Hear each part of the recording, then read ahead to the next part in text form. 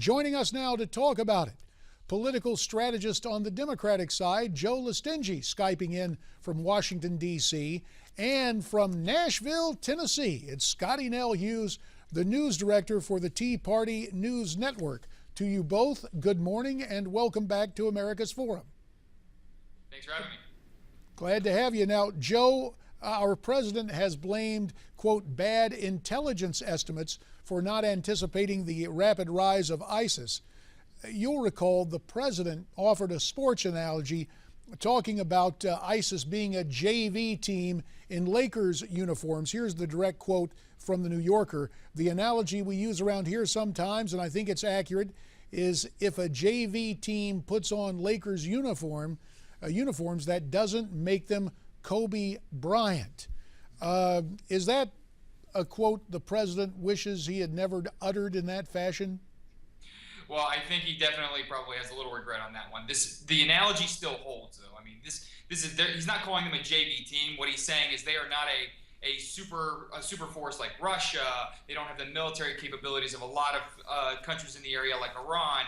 So to say that they are the equivalent of Iran would be a false statement. He is probably regretting that a bit. I think that it's accurate to say that ISIS has caused him a little bit more trouble than he expected.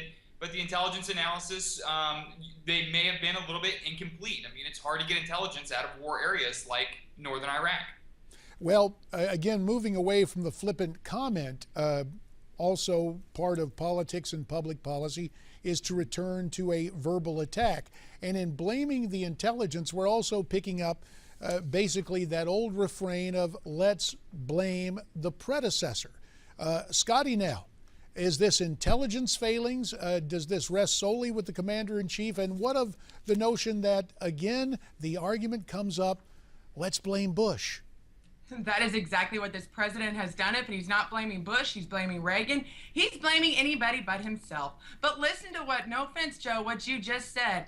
ISIS doesn't need to be taken serious. ISIS is just the younger brother of the Muslim Brotherhood. They are all connected. You know what? At least they sit there and they can handle things a little bit diplomatically. We have learned that these Islamists don't care. There's no rules for them. They are out to kill and to have bloodshed.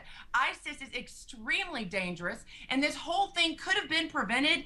And if this president, instead of sitting there and relying on this false intelligence he's now blaming it on, would have never withdrawn completely like he did at the end of 2011. This was irresponsible leadership from day one, and now he's seeing the consequences of it.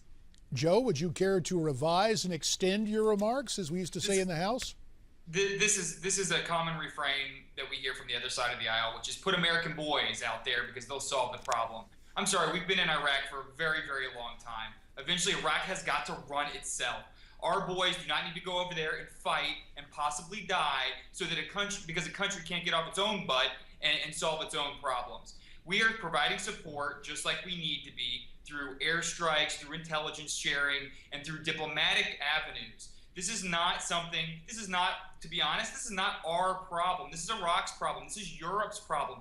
They need to be involved here. I, like most of this country, am tired of seeing our boys go off to fight other people's wars. Well, Scottie Nell, were you calling for American boots on the ground again? I don't think I ever called that, but the reason even Democrats right now are saying that they're going to possibly have to ramp up their efforts, that the airstrikes are not working. And that is because the president has literally let them go crazy for the last 2 years and amp up. So now we might have to go to that next level. We might have to go back in. I agree. The last thing I want to see are our boys back over there. Being in Iraq, and I saw our boys in the hard work, men and women, that they were doing in Iraq. I saw the good works that they did.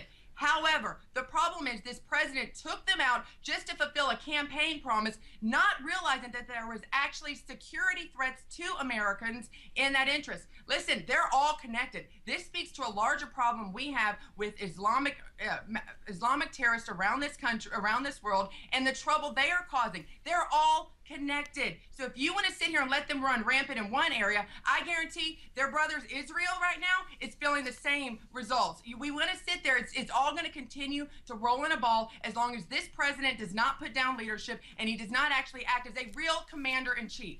Joe and Scottie, Dr. Waleed Phares was on this program yesterday addressing the crisis in Iraq, specifically for the Yazidi people. I want you to listen to what Walid Faris had to say and then have you both react to it. Let's listen to Dr. Walid Faris from yesterday here on America's Forum. Well, the sheikh who is the head of this Yazidi population called me at midnight and he said, I only have a few minutes left of my cell phone. And I am urging you to be in touch with or to have a call to members of Congress, to the administration. We need immediate help.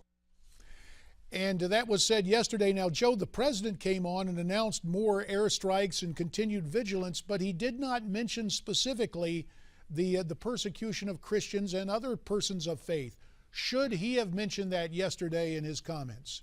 Well, he did say that this was getting, this had the possibility to be genocidal. I don't know if you can make a much bigger statement than that when it comes to this. This has been, and the whole purpose of these airstrikes is to aid the people that are stuck in the mountains and to aid the civilians that are in that area that have no fight here. I mean, they are just civilians trying to live their lives. So I think he's done a good job on this, and I think he's handled this properly, and he's working with the right groups. The Kurds need to be involved. The Iraqis and the new government, and I say that with hope, needs to be involved. And this is something that they have got to learn to deal with on their own because we're done sending boys over there to fight this fight. So I think he has done a good job with this. I think it's unfair to say that he hasn't done enough. There's not much more he can do without putting boots on the ground. Scottie, Nell, Dr. Faris got the phone call from the top of Mount Sinjar. If Walid Faris can get the call, do you think our president is getting the message? He should be. And you know what? This is the difference between the Bush campaign and we want to sit here and blame intelligence like Barack Obama did. Bush went into it not blaming others. He went into it saying he had solid intelligence, which I'm one of those that do believe that Saddam Hussein did have weapons of mass destruction, that he was committing horrible acts. And here we've got President Obama. We're only starting and he's already blaming intelligence. Listen, in June, 1,922 Iraqis were killed. That was the ones that we know about. As we know how it works with these Muslim extremists, they kill ones that we're never going to find out about. This is going to continue to escalate. This is not something that's just magically going to stop when ISIS has killed all of the Christians in. They're going to continue to grow stronger and stronger. Like I said, just look at what's happening in Israel now. We have to nip this in the bud as soon as possible. This is more of a threat right now. Terrorism's more of a threat to us than I would even say the outbreak of Ebola in West Africa. These guys want to kill us. They want to harm us, and therefore this is where the United States is going to have to step in. I don't want our boys over there, but unfortunately, a couple of minutes remain. Go very quickly, Joe. No, I mean, I don't understand the logic. If you wanted the boys there because we pulled out too soon, that means you want boots on the ground. So we need to settle this. If you're not going to send troops in, which is the dead end of this, then we have to, the only options available to us are diplomatic, working with the people that are on the ground, the Kurds and the Iraqi government, intelligence, and airstrikes. That's it. There is no middle ground between that. This is reality here. I've lived in Syria. You're blaming intelligence already. This is real. And this is what we can't do.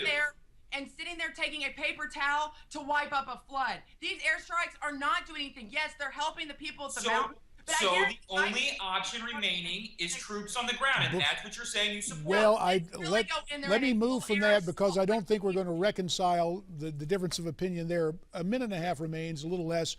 Last night, one of the alphabet networks was taking another conservative cable network to task, saying it was creating its own facts when it comes to frequent vacation days for our president. When you compare Mr. Obama's vacation days as listed to those of President Bush, judging the official itinerary, you see that Mr. Bush, at this point in time in his administration, had 407 vacation days as opposed to 125 for Mr. Obama.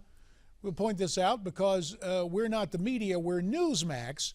But Joe, is the issue so much the amount of vacation days or the timing of vacations going on what's going on now? Very quickly, about 15 seconds.